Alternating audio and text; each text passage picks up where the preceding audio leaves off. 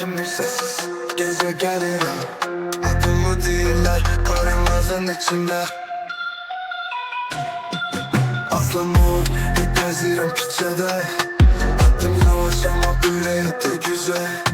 Yolum tekti, gözüm yoldadır. Sonunda galip çıkacağım bu oyunda. Aslımı maskar yüzüme, hiç kim bilmiyor ne var içimde. Danışır gözler, sonunda öz yolumdu bu geceler.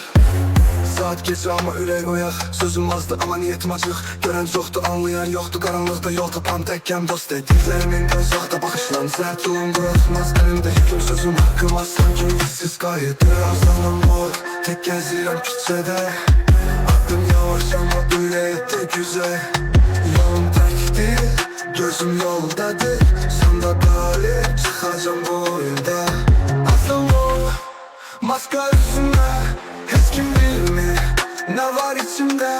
Hamı susur, danışır gözler. Sonunda öz yolumdu bu geceler.